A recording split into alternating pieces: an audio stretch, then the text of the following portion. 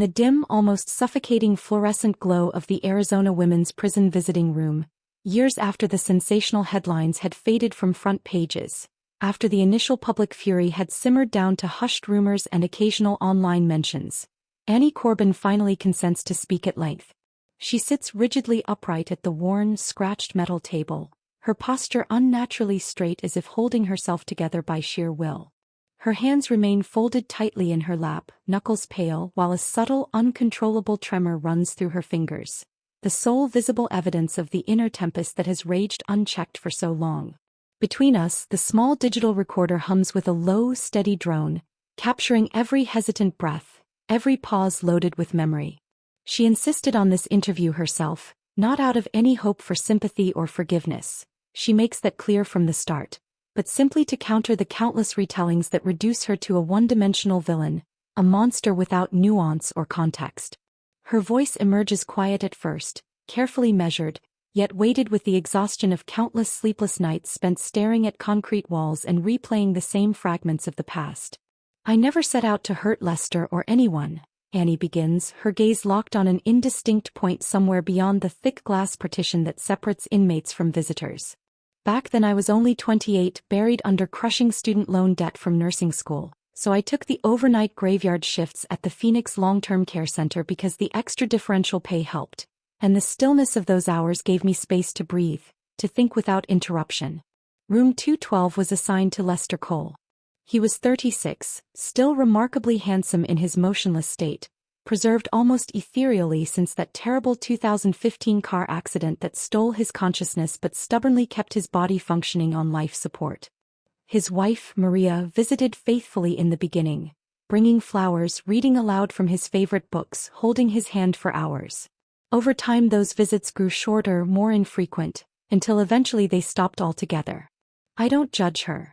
The weight of waiting for someone who might never return is unbearable. That's when I started talking to him regularly. Nothing profound at first, just everyday things. How the hot desert wind rattled the window frames at night, which old song from the radio had lodged in my head all shift, even petty complaints about the bland cafeteria coffee that tasted like regret. I watched him obsessively for any sign the medical staff dismissed as meaningless, his pupils subtly dilating whenever I spoke his name softly, a single finger curling weakly against my palm during one particularly stormy rainy afternoon. To the doctors and other nurses, those were nothing more than random autonomic reflexes, meaningless twitches. But to me they felt like proof. Undeniable evidence that Lester was still in there somewhere, deeply trapped, profoundly lonely, quietly reaching out in the only limited ways his damaged body still permitted. She draws in a long, deliberate breath, the memory visibly sharpening the edges of her expression, pulling her brows together. Everything shifted irreversibly on that December morning in 2019. Sarah, one of the day shift nurses, was handling Lester's routine bed bath. She pulled back the sheet and suddenly went rigid, her face draining of color. For the first time in more than 4 full years of complete stillness, Lester had a full, rigid erection, unmistakable, impossible to ignore. She called me in urgently, her voice cracking with shock. We both stood frozen beside his bed, staring in stunned silence. Sarah immediately started rationalizing it aloud. Spinal cord reflex, autonomic response, nothing neurological, nothing meaningful. But for me it landed like a bolt of electricity straight through my chest. This felt profoundly different. This was no random physiological glitch. This was a genuine response. Directed at me. Built from the hundreds upon hundreds of solitary hours I'd spent alone in that room, the only consistent human voice piercing his endless silence. Right there in that charged moment, I leaned close and whispered his name again, searching those perpetually open but vacant eyes for any flicker of recognition. And in that single suspended second certainty flooded me. He knew me on some level. He needed me. His body was finally screaming aloud what his imprisoned mind had been unable to express for so long. Annie's voice drops lower now, almost conspiratorial, carrying the intimacy of a long-buried secret finally surfacing. What happened next unfolded gradually at first, then with an unstoppable momentum that felt almost fated. During those late-night hours when the facility corridors emptied out completely, when doors could be quietly locked without drawing attention, when the monitors emitted their steady rhythmic pulses like far-off thunder rolling across the desert, I lingered longer each time. My conversations stretched, my touches became gentler, more deliberate, always waiting, always watching for any further sign. And the signs kept appearing, consistent, unmistakable, physical. Arousal that would build slowly and then hold steady, responding to my presence, my voice, my nearness. I told myself over and over that this was mutual on some profound, buried level, that enough of him remained aware to crave human comfort, to yearn for connection in the only form still possible within the confines of his coma. I convinced myself I was granting him a kind of life in that profound darkness, loving him in the sole language his shattered brain could still understand or receive. It wasn't cold, premeditated cruelty. It was delusion masquerading as genuine devotion, as an act of mercy. I desperately needed to believe I was rescuing him from utter, soul-crushing isolation. The weeks melted together in a haze. What began tentatively became our hidden, unspoken rhythm. A fragile, forbidden routine born of loneliness on both sides, or so I convinced myself. Then January arrived like a sudden, brutal barrier. She discovered she was pregnant with his child. Panic consumed me entirely, wave after suffocating wave. I started calling in sick, fabricating excuses that grew thinner each time, until finally I simply stopped showing up at all.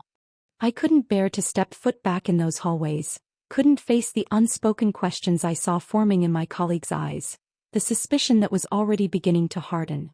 In March came the anonymous phone call that shattered whatever remained of her fragile secrecy. One terse, devastating sentence delivered to the supervisor: "Go check on Annie. She's pregnant." The supervisor appeared at her apartment door without warning. When Annie opened it, the confession poured out in heaving sobs before any accusation could even be voiced. I told them everything right then, how his expression, his gaze had seemed to change that pivotal December morning, how I truly believed he needed me, how I was convinced some part of his mind was still mentally present and aware. They didn't hear a story of tragic, misguided love. They heard only crime, exploitation, violation. Later DNA testing removed every shadow of doubt. The baby was biologically Lester's. There was no escaping the cold fact of biology. The arrest descended swiftly and without mercy. Aggravated sexual assault on a vulnerable adult, she repeats now, the words tasting bitter and metallic on her tongue even after all these years. The 2020 trial was unrelenting, brutal from start to finish. My attorney argued passionately, clinging to the physical evidence.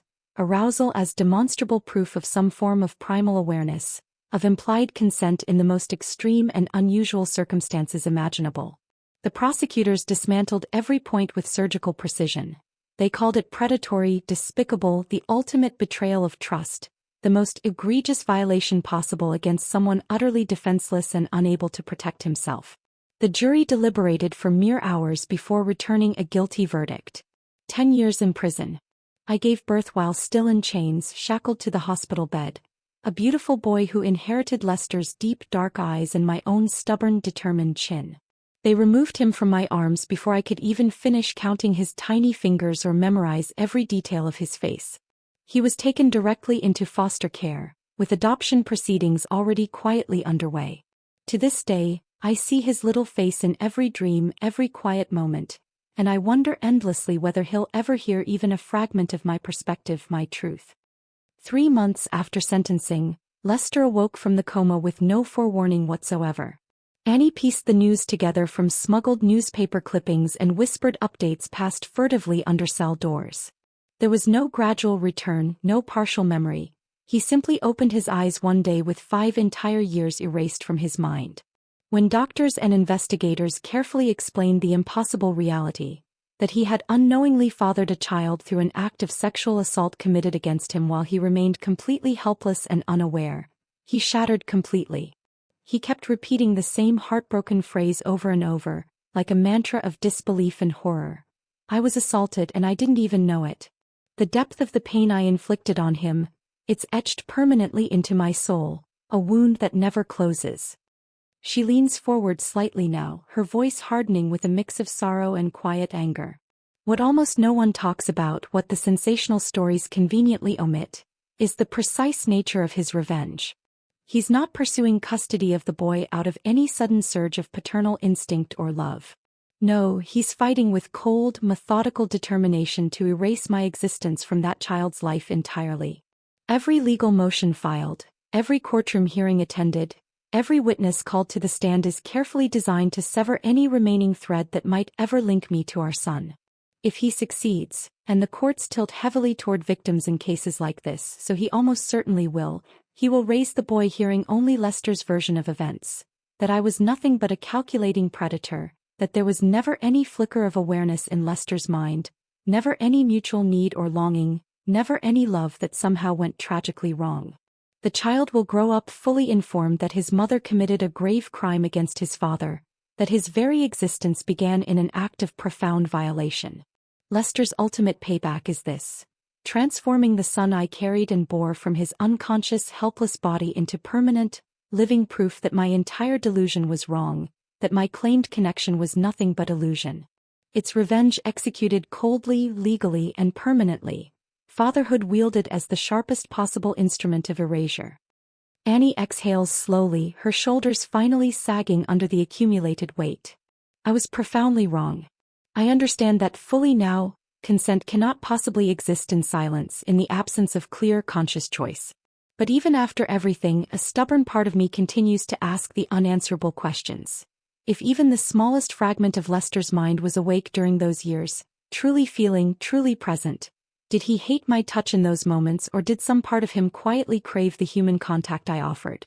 Were those repeated physical responses signs of genuine need, or merely cruel biology mocking us both in our isolation? We'll never have answers.